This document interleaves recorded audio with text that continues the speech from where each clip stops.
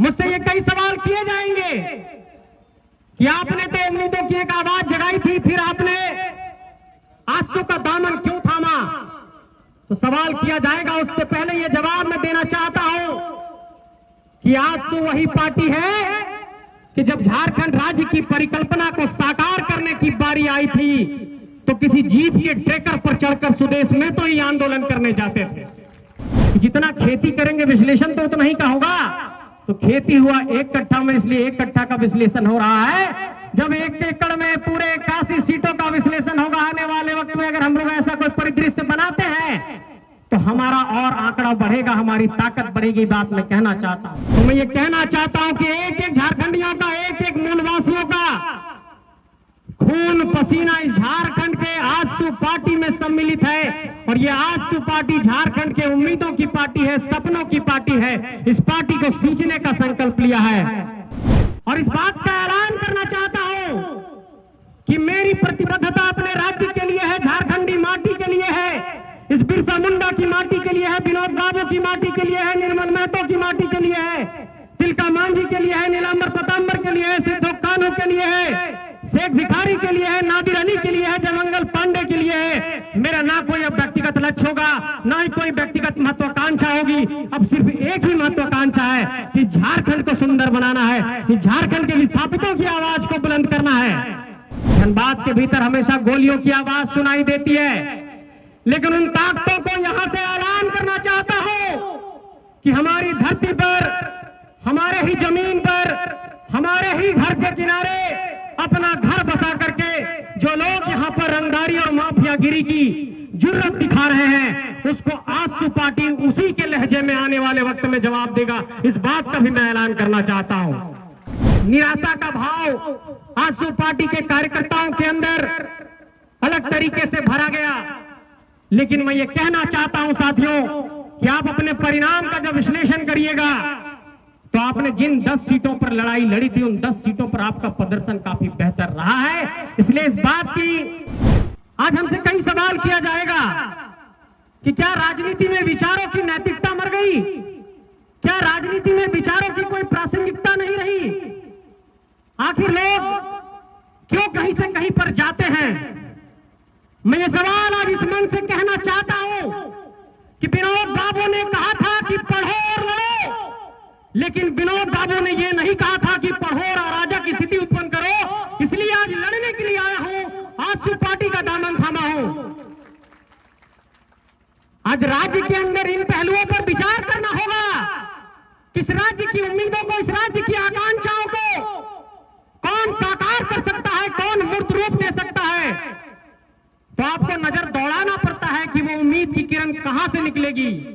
हम लोगों ने एक प्रयास किया था, हम लोगों ने खून पसीना बहाया था, हम लोगों ने प्रयास करके एक घराना सजाया था, एक घोंसला सजाया था।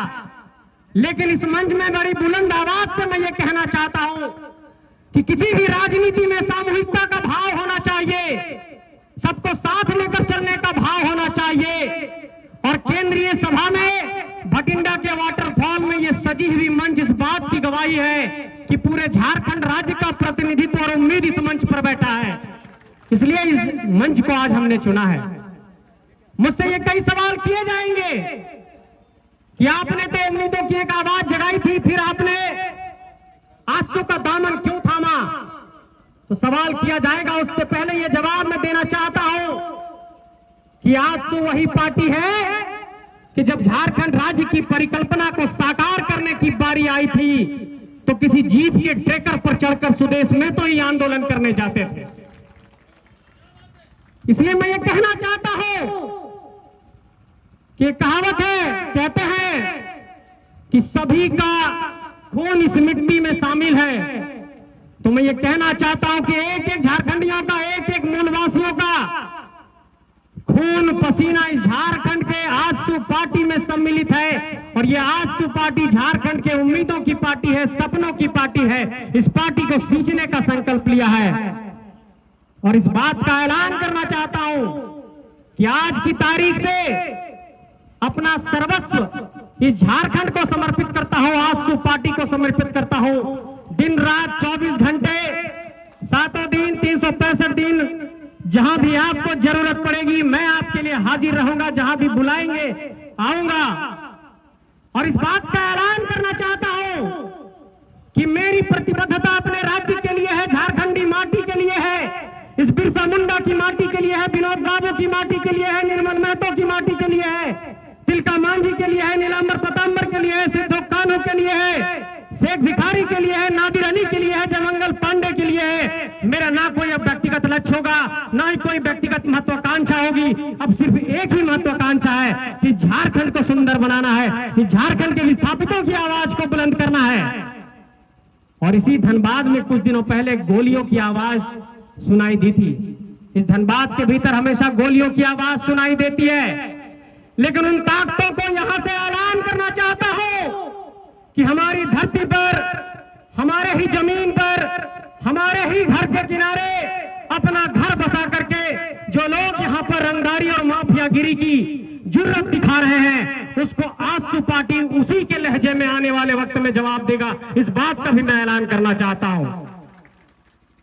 चाहे वो कलम से लड़ने की बात होगी, चाहे नीतियों से लड़ने की बात होगी, चाहे सड़क पर संघर्ष करने की बात होगी, चाहे झारखंड के कोने कोने में जाकर एक एक बूथ कमेटी की बनाने की बात होगी, पहली पंक्ति में आपका भाई लड़ता हुआ दिखाई देगा। इस बात का आपको संकल्प दोहरा रहा हूं।